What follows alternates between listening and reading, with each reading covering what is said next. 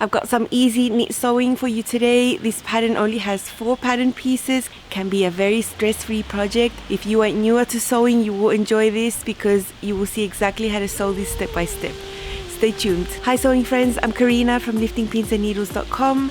Welcome to this channel that is all about sewing, limitless sewing, and I have some knit sewing to share with you today. I mentioned that today's pattern only has 4 pattern pieces, and it's absolutely true. It's a delight to cut, doesn't take much time at all. This is a new pattern from Itch to Stitch called the Fuzz Top. I will show you some photos of Kenneth, the designer of Itch to Stitch, so you can see them. She's made a long sleeve version. This is quite a nice basic that fits really well, can be made in different types of fabrics. The prettiest feature for me is that it's a V neckline. It's got a band. From your chest downwards, it'll be closed with either buttonholes and buttons. You can also put in snaps. I think snaps are a great option if you don't like doing buttonholes. They can be so fast. They are way faster to do than buttonholes and buttons, actually. Very fast. It is a fitted top and it can be either a short sleeve or a long sleeve. It's a great basic piece that you can wear underneath your coats and jackets, blazers. It's been designed to be worn on its own, although you can wear a cami underneath or wear it open like a cardigan, so can be really versatile depending on the type of fabric that you choose. You need knit fabrics to make the false top. You can't make this out of a woven, not even if you size up or anything. It needs to be a fabric that stretches 50% horizontally, and it also needs to have vertical stretch, maybe not as much as 50, but I think at least 20%. Be careful when you're choosing your knit fabrics for styles that are fitted like this, because if you choose a fabric that only stretches sideways, you might end up having a really uncomfortable situation here on your armhole and the upper chest. The upper back, you just might feel really constricted, and your top might start riding up here on the shoulders. You might end up with poofiness here, and it's not because the pattern doesn't fit or it's not a good pattern. It's because there's no vertical ease around this area that you need when you have a fitted garment like this. You can use cotton lycra. Make sure you have at least 5% spandex in there, maybe a heavier rayon spandex. I'm leaving out the lighter weight rayon spandex because it's really clingy, so I think rayon French terry that is medium weight would be perfect for this. I think the most important thing about choosing a fabric for the fuzz top is that it's not too lightweight, that it's not too clingy. It is a fitted top, so ITY, light rayon spandex, really light bamboo spandex, those types of very light fabrics I don't think are going to work really well. So it's just my opinion. I don't like fabrics that cling when the design is fitted like this. An athletic knit would be great. I have a medium weight athletic knit with great stretch. The only problem is that it's because the wrong side is white. I can't wear this open like a cardigan, though I wanted to. I'll just have to wear it just like a top. You can use a sweater knit, make it long sleeve and have a really nice cardigan. Or a top, you know, depends on how it feels directly on your skin. So it can go a long way. You can choose a lot of fabrics. Just make sure you have vertical stretch. I would have loved to make this in a stretch velvet as well. I do have only one piece in my stash that stretches vertically too. Would have been great for that as well. These last few days I've been swamped with work, and though I planned to make 2 of these false tops, I only had time to make 1. But let me show you the fabric I had separated to make the other one. It's so pretty. It's a sweater knit. I picked this up last time I went to Chile before the pandemic, and I brought it home with me. It's so beautiful. My plan was to make it with long sleeves and have it be a top and or light cardigan to wear. I'm really bummed I didn't have enough time to make it, but I hope I will. It's in my mind. I can see it with a denim skirt, black pants, you know, to be worn casually or formally. Yeah, it's a gorgeous fabric and it would be perfect. Look, has really nice amount of stretch. It's not going to deform. It does have some vertical stretch, so it'll be comfy around here. Just the perfect fabric, and I wish I would have had time to sew it. But I'd love to show it to you to give you some inspiration as well. I made a video a few days ago showing you 5 types of knits that are perfect for these type of knit tops. In that video, I concentrated on tops that had a closed front. You know, this one has an open front with buttons, but those fabrics are going to work perfectly for this style. Have a look at that video. It's very helpful if you're still struggling with pairing patterns to fabric and you don't know the properties of fabrics and what they are good for. I talk a lot about that in that video. All that applies to this top for sure. Because the false top is a new pattern, it is 20% off during its release week. I will leave you all the information down below until what date you can get it for less, along with my affiliate link. If you want to get your patterns through my affiliate link, it doesn't cost you anything extra. It just means I get a little commission back from that sale. That is one way you can support what I do here on the channel without it costing you anything. So if you do use my link, I'm very, very grateful. I do have to mention this affiliate disclosure, of course, in every video. You might hear me say over and over again, but I really have to do that for legal purposes and just to keep everything transparent, you know? The sizing is great. You have sizes 00 to 40 US, and it is a knit garment, so you have a regular bust option and a full bust option. The way that Candice makes these patterns is that if you have a difference of 3 inches or more between your high bust and your full bust circumference, in that case, the full bust option is going to be better for you. So if you have an A or a B sewing cup size, which means you have a 1 to 2 inch difference between the high and the full bust, the regular bust option is going to be best. If you have a larger sewing cup size, then the full bust option is going to be a better fit. It will conserve the shoulder width and fit here, nice and fitted up here, while allowing a little more room for the bust. I have used multi-sizes, 3 sizes. I had them all printed out on my pattern piece. I have a 12 full bust blended to a 14 waist, blended to a 16 hip, and that's the sizes I've been using lately when I've sewn knit projects in this brand with the full bust option. It works really, really well for me. When you look at body measurements and finished garment measurements, there's going to be some negative V's at the bust, around 1/2 inch. Depends on the size and the type of bust you're sewing, but generally it is fitted here at the bust. You won't have space at the bust. It'll be fitted. That's how it's supposed to be. At the waist, you have a teeny tiny amount of positive V's, around 1.5 inches. And then when you look at the hips, there's 0 ease, at least in the size that I'm making. When you look at the body measurements and the finished measurements, it'll fit nicely around the hips. So it's not a loose top that's going to flow. It's not. It's a fitted top. That's why I wanted my fabric to be a little bit heavier and not clingy. And that's why I've chosen this athletic knit. I think it's perfect. The only fitting adjustment I did was to add 5/8 of an inch to the length of the top because it hits the mid hip. When I measured it, I thought it was going to be a tad short for my height. There are 2 shorten and lengthen lines on the pattern, one higher up around the bust area and another one down below for the hip area. I think it's great because it gives you the option to look on the pattern piece where you actually need to take away or add length to. So I think it's great that there are 2 lines there, front and the back. I have my long sleeve piece and there's also a lengthen and shorten line there, and I added 1.5 inches to that. I was planning to make a long sleeve top, but then I decided to go for a short sleeve because I know it's really hot right now. I am sweltering. This is a spring, but inspired in a fiery furnace or something. It's been over 100 degrees. So I thought, you know, I'll just make it short sleeve so I can wear it now. But anyway, my pattern piece is adjusted. I knew I needed to add some length there on the sleeves.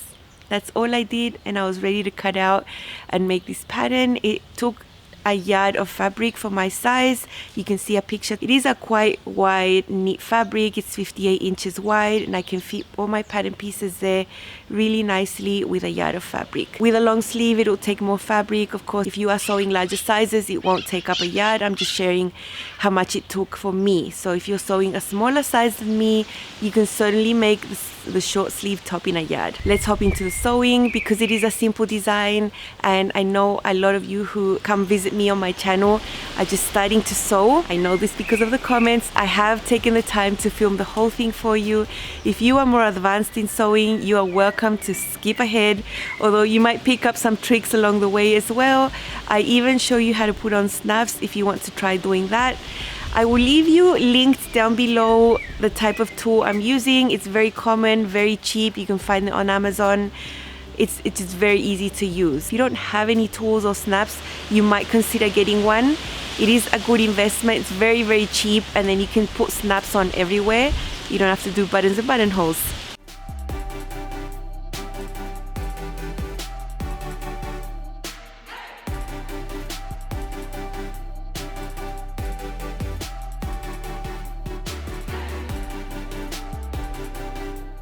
This is the pattern piece I'm going to use to sew the band that goes on the center. It goes all the way from the hem all the way to the center back of the neckline. It's 2 pieces and there will be a center back seam there. Also, if you've used several sizes for your top, a different size for your bust and your hips, the top of the band here needs to have the size of your bust when you see the lines, and the bottom of the band needs to have the size of the hips that you're making, so it turns out the correct length. Now, before you cut your pattern piece, if you've made length adjustments to the front and the back pattern pieces, make that adjustment here. There are two shorten and lengthen lines for you to adjust that depending on where you've made your adjustment. I have added 5/8 of an inch to mine. Make sure you do that, because if you forget, you're going to end up with a shorter band or a longer band. I have a piece of interfacing there, and this is because the band is partially interfaced. So on the pattern piece there, you'll see a line that says cut line for interfacing. So from here all the way to the bottom, it'll be interfaced, and that's where you have buttonholes or snaps. So you have the reference marks for those. From there on up, it's not interfaced because that will need to stretch into the neckline to be close to the chest and not gape. So from here onwards is the upper chest and the back section there. I've cut a piece of fabric slightly longer and wider than my pattern piece. I've drawn a line on the fabric where the reference mark for the interfacing is, and I'm going to go ahead and fuse the interfacing first. I'm doing this because I know this fabric reacts to interfacing and might shrink vertically, so I would rather be safe than sorry and fuse it on first. Have that there, then put my pattern piece on top exactly where the interfacing line is there on the pattern piece, and then cut out my band. Okay, this is now ready to be cut. I know my band is going to turn out in the same length in this section, and it's not going to be shorter because this is already fused on. It actually did shrink about 3/8 of an inch if I compare the finished length of this section to now after I've fused it. So just be careful with that. I know I've learned from experience by having things shrink on me, and that's why I like doing it like this. There are only 4 pattern pieces for the false top, so it could be really quick to cut and sew. The back is cut on the fold. You can see there's nice shaping there at the waist and hips. It's not a boxy top. This is the front. This is where the band is going to be sewn. Here I have the 2 band pieces on top, and the interfaced section is the one that's going to go from that curve. That's where the buttonholes or snaps are going to be. And then you have a sleeve that can be a short sleeve like this one, or a long sleeve. I've chosen to do a short sleeve because I'll just get more wear out of that coming into the weather that I have right now. So that's it. Just mark your notches, double notches on the back, a single notch on the front. You'll find the same type of notches on the sleeve. If you're ever confused about a sleeve and what goes to the front and what goes to the back, look at the shape. You can see from the center that there's a steeper curve here, and the curve on the other side is smoother and flatter. That is an indication that that belongs to the back armhole, and this one that's steeper and has a sharper curve, that will always go on the front armhole. So it's really easy to see, but if you mark your notches, you'll never make a mistake. I've used a narrow strip of interfacing to the back of the shoulder seams, and I'm going to serge them together but without trimming anything. I just want to finish the edges. I'm actually wanting to sew this shoulder seam with the sewing machine, so I have 3/8 seam allowance there. I don't want to be trimming anything away and having a really small seam there on the shoulders. I would rather have it a little bit more stable that way. I prefer this one on the sewing machine. It's 3/8 with a straight stitch. At this point you have your armhole. You could set your sleeve in on the flat. I prefer to do it on the round, so I'm just going to sew the side seams now.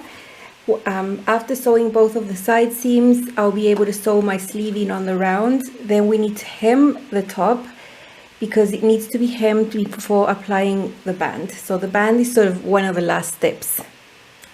As I'm sewing these side seams, I am trimming about 1/8 of an inch as I go, so I can have the correct seam allowance, which is 3/8 of an inch. Here I have my 2 sleeve pieces. I've folded them right sides together so I can sew the underarm seam. I'm going to serge these, so then I can slide this into my armhole and sew the sleeve on the round. It's the way I prefer doing it. Here's an armhole. This is the center front. I want the seam allowance to go to the back right here. The shoulder seams will be pressed towards the back. You won't see that interfacing that is there to stabilize it, so don't worry that it's going to look ugly, because it'll be hidden underneath the seam. Now we can take our sleeve piece, find the one that has a single notch right there, like this one, and just slide it inside. It'll be right sides together. Match these 2 seams. I'm going to have the seam of the sleeve pressed towards the front to have opposing directions on the seam allowance there. I'm a big fan of this. It's less bulky and it's much more comfortable.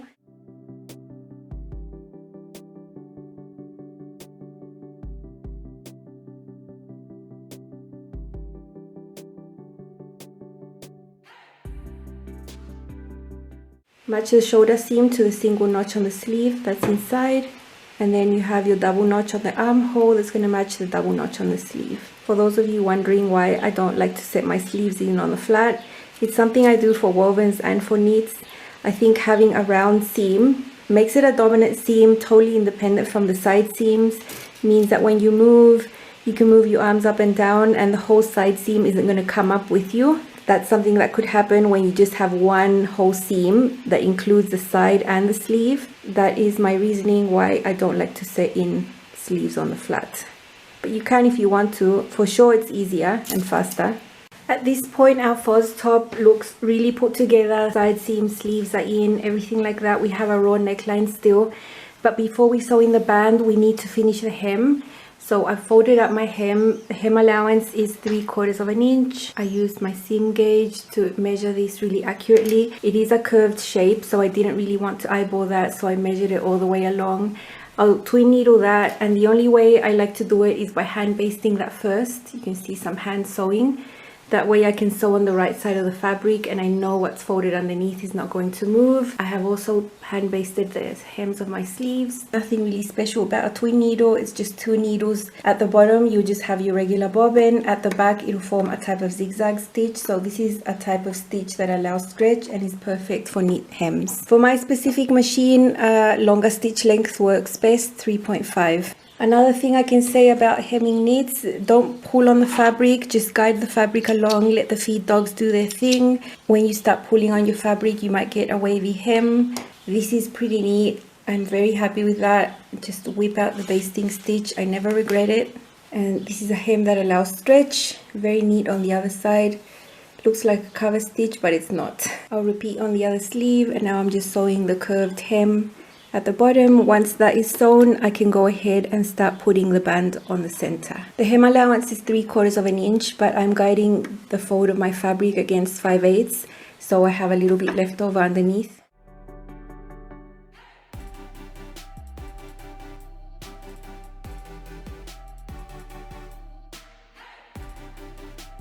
These are the band pieces. This will be the center back, and you do need to sew a seam here, 3/8 of an inch. I will sew this with a straight stitch so I can press the seam open. It's a lot less bulky than sewing it with the serger. That seam will get pressed open. Now when you go to the bottom, on both ends you have this interfaced area. You need to sew this at 3/8 as well. Close the bottoms of these bands, and we are repeating this on the other end. Now we can flip these like that. That will be the bottom of the band and the center front. Do that on both sides. Now I can go to the iron and press my band lengthwise, wrong sides together. A little further down where the interfacing starts, there is a notch. I've marked it in red there.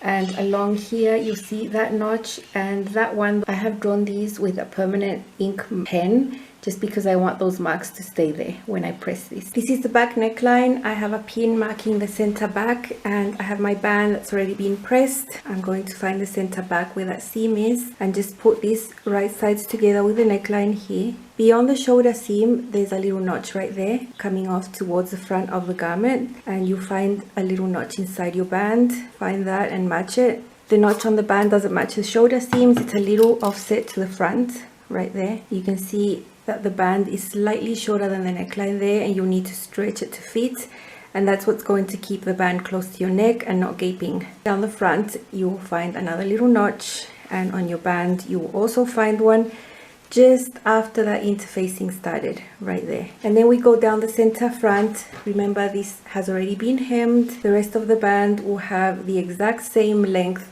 from there down to the hem.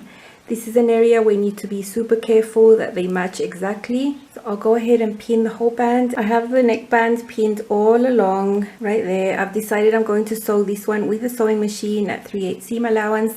I think it'll be more accurate than if I go to the serger. I will go to the serger just to clean it up after I've done the seam, but I really want these edges to match and everything to be perfect, and I rely a lot on the sewing machine for that. Here on the back I have already stretched my neckband to meet the neckline right there, so that's why that looks wavy, but once it's sewn it'll be fine. It's just that this area is shorter. Make sure the seam allowance is always pressed towards the back. For the shoulders, these are my shallow zigzag settings. It'll look almost like a straight stitch because the width is really small.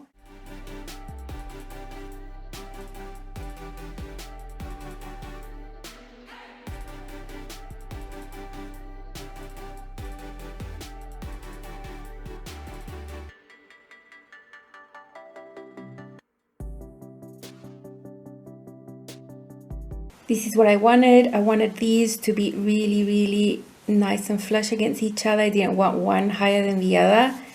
That's really important, and I feel that I can't control that very well on the serger. Now I'm just gonna serge the edges to clean them up, and then we can top stitch this.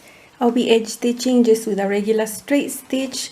There's nothing here that needs to stretch, and the seam allowance is towards the garment. We just do this to keep it flat. I'm using my blind hem presser foot with the needle to the left, which can also be a great tool for edge stitching really neatly. Here are all the little pieces I'm going to use for these plastic snaps. The ones that are here on the left are the ones that are going to go on the side of the band that overlaps the other. So you have a smooth side, that's going to be the visible side that you'll see on the front. At the back you have these little round pieces. These will snap onto this smaller piece like that. So on the side of the band that will go at the back, you have another one of these smooth pieces with that pointy bit there, and one of these pieces that have a larger rounder opening. These are going to be the visible snaps, the ones that are going to overlap onto these other pieces. Now I have sorted out where I'm going to have these. You can see a little red dot there. There's going to be another one there. My snaps are going to be 2.5 inches apart, a little less space than the original from the pattern. I have lengthened my top, and I'm going to end up with 7 snaps instead of 6. So on both sides of the band, I need to have that little dot so I know where to make the little opening. So that one goes there. I'm going to put a pin through it right there. Go to the back here and mark this dot again with a friction pen so they are correctly placed. I'm going to take this tool and just poke a little opening through there right where my mark is, like that. Now this is going to be the visible area of the snap, so we want to take this and put the pointy bit through the opening that we just made right there. We have that at the back. Now we take the piece that has a raised circle and put it through. This is where you get the plier, and you just put it through like that and push it down, and that's got that snap fixed, and it's right in the middle of the band right there. I have my second mark right there that's going to be at the same height. I'm going to also make an opening here, and with this one I'm going to take this rounded bit and put it through the back and have it poking up through here. This is where we take the second piece that has a rounded edge that goes inwards and put it right on top of there. Get the plier again, push it down, and that's done. And now these can snap together. They are at the same height, everything like that. It's going to be really nice. It's super fast, much faster than doing buttonholes and buttons. So I'll just keep going up and put 6 more snaps, and then the top is done. I have a tree that is sprouting some little fruits, and I'll just show you. These fruits grow on a tree, and they're like berries, and they're called amoras. They are a little bit acid, but a little bit sweet and juicy and just gorgeous. They come out in this time of the year. You don't know how scrumptious. So good. Just random tidbits for you, you know. I've chosen an athletic knit I've had in my stash for a while. The print is super autumnal. It's just autumn in your face. Look how beautiful. It's leaves. It's got a black background, which I love. And then it's got leaves, brown, green tones. So beautiful. I have the short sleeves there, super easy to sew. You saw that I do that on the round. You will rarely see me do that on the flat, and it is a personal preference for comfort and ease of wearing. For me, the junction of these seams under the arm is really important. I have a really sensitive area right there, like most people right here. When you sew it on the flat, you get this really bulky fold right there that I find extremely uncomfortable. So I do my best to try to avoid that. What I like a sleeve sewn on the round is that it's fully independent from the side seam, so you can move your arm up and down, and you can move your sleeve without affecting the side seam. When you have a full seam that goes like this and then down, you move and your side seam also rides up. You know, I find that really uncomfortable. It is important for me, that's why I'm just sharing it with you. If you've never tried, give it a go, see what the difference is. You might like your sleeves this way on a knit as well. In wovens, it's not an issue. You know, sleeves are always set on the rounds on wovens usually. So have a think about that and maybe try it, see what you think. Maybe try it, give it a go. Maybe you want to sew your sleeves on the round next time. Here's the band. From here onwards, where the first snap is up around here is the area that's not interfaced, and from here down it's interfaced. It makes it really stable. It's not going to stretch or deform or start getting wavy. the interfacing there really helps you put on the snaps or buttonholes. So I think the fact that it's there is really good. I would not skip the interfacing there. In the pattern, you will see 6 marks for buttonholes or snaps, and the distance between them was 2 3/4 of an inch, I believe. I put mine a little closer together at 2.5 inches, and I have an extra snap. I did add some extra length to the top, so I thought I needed to add just one more. This is how it looks on the other side. Very simple. Shoulder seams are stabilized. I think this is really important on a knit garment that has a sleeve. Look, it's not going to start sagging. If you use a sweater knit or a rib knit, I think this is really, really important. It's something that you can't skip. So it's there, it's tucked away, folded, no one's going to see it. And your hems, just a very, very nice simple top, 4 pattern pieces, really fast and fun to put together. Let's see it on. Here's a look at my false top from far away. I've used a medium weight athletic knit. It is a fitted top, so I wanted my knit to be a bit more substantial. I love this print, and I would always pair a top like this with a skirt. Although, you know, you could dress this down with jeans and things. I just prefer a look like this. Up closer, you'll see the button band and the snaps. I have blended sizes. I've used the full bust piece, and I have a size 12 at the bust, blended to a 14 waist, blended to a 16 hip. So I've used multi sizes here. I've added 5/8 of an inch at the shorten and lengthen line on the hip, so it reaches my mid hip. That's for my length right there. I like the fit at the back. I don't have excess pulling in the small of my back or anything like that. I think the fit is really good. Up higher, you can see this neckline. It is a V neckline with a button band overlapping, of course, but it's not a deep neckline. I'm not showing anything, and I'm quite happy. It's lying nice and flat. I have snaps that was so easy to put on and off. I'm showing you one there.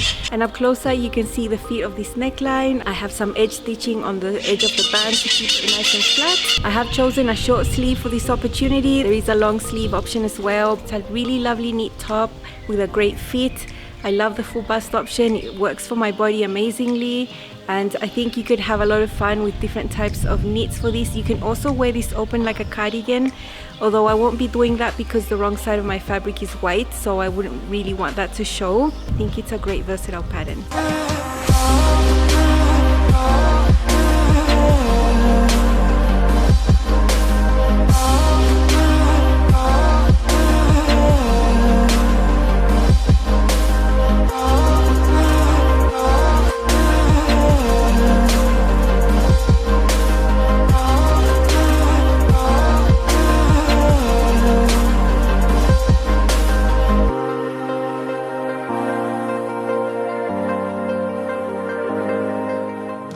I'm super happy with this top. My husband, my son, they both liked it. When they saw it on me, they were like staring, and I know them. I know when they like something or when they're just neutral about something I make.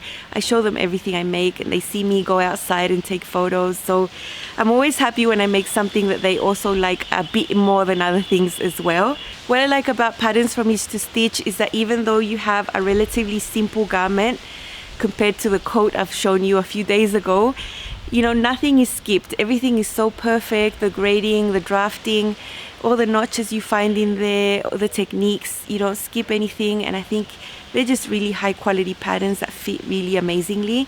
So I highly recommend. You can get it for 20% off during the release week. It's always nicer to get it for a little bit less.